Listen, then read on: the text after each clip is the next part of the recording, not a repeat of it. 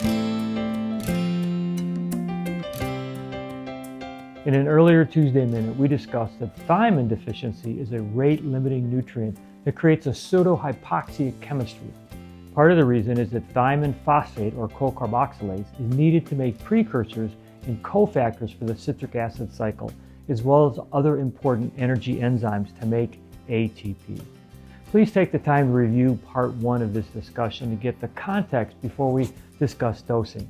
Remember, all cellular repair takes energy, and we think of nutrients like CoQ10, acetylcarnitine, lipoic acid, NAC, etc. to support mitochondrial repair. But Dr. Lonsdale in his work wanted to go upstream and see if raw materials are available to provide the enzymes and cofactors for these important energy pathways. If cells can't repair or in a hypoxic state, all kinds of symptoms can occur. It's worth repeating this list that one of my mentors, Dr. Mark Forst, gave us in his webinar titled Using B Vitamins in Clinical Practice, Optimizing Patient Outcomes, focusing on B1, B2, and niacin.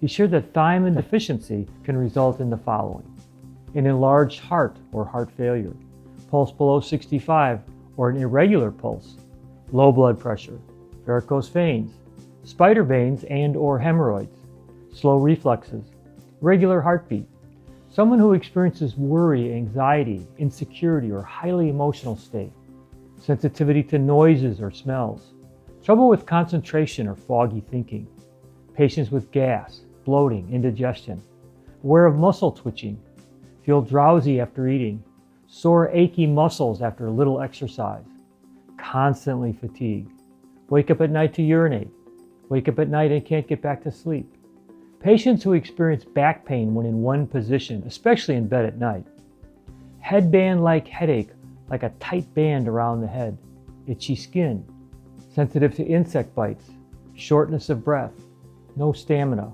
frequently yawn, low body temperature, muscles feel weak, and the body feels heavy. As I mentioned in part 1, both Drs. Lonsdale and Dr. Forst shared direct lab testing is expensive and not readily available.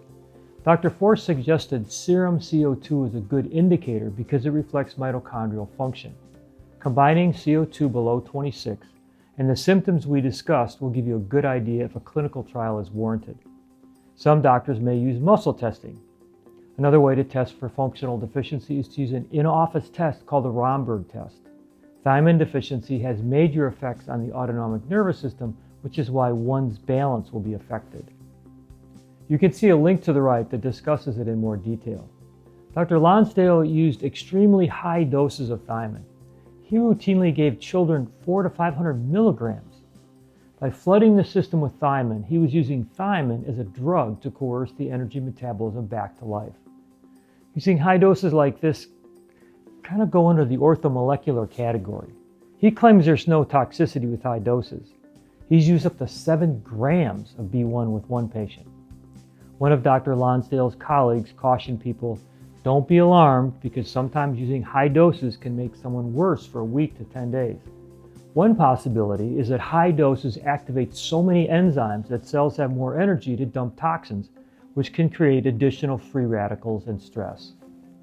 There are many forms of thiamine: thiamine hydrochloride and thiamine mononitrate, which are both water-soluble, then photamine, which is fat-soluble, and a form called TTFD.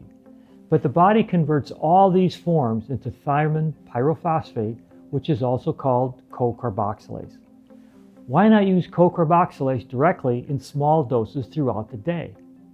Knowing the body pool is 30 milligrams of B1, many clinicians have supplemented directly with co-carboxylase in smaller doses throughout the day, in fact, every waking hour. Bio3BG from Biotics Research contains 1.5 milligrams of co-carboxylase as well as the other B vitamins at a lower dose in their methylated forms. Taking 2 tablets per waking hour for 10 days, then reducing the dose to 3 tablets TID, has brought tremendous relief for patients' symptoms, usually in 21 days. Dr. Lonsdale said he never gave high-dose thiamine without magnesium and a well-rounded multivitamin. Dr. Mark Forst, who's applied more of Dr. Lonsdale's work than anyone I know, suggests MGzyme, starting at 400 milligrams at bed and increasing the dose until patients achieve a loose but formed stool. His favorite multivitamin is a low-dose multivitamin called Biotrophic Plus, and he uses 3 BID. He feels this food-grade supplement provides the greatest range of nutrients in easily tolerated bioavailable forms. Both Biotrophic Plus and Bio3BG are very small tablets. If after 30 days you want to add a higher dose, consider Thiamine 50, which contains 50 milligrams of B1 as thiamine mononitrate, for doctors that want to give higher doses. Keep in mind that B vitamin deficiencies can take up to 9 months to completely correct. I provided some additional links describing Dr. Lonsdale's work. Even though he's never reported problems with high-dose therapies, it doesn't hurt to go slow while cleaning up diet and lifestyle and then graduating to higher doses as needed. Thanks for being with me today, and I look forward to being with you again next Tuesday.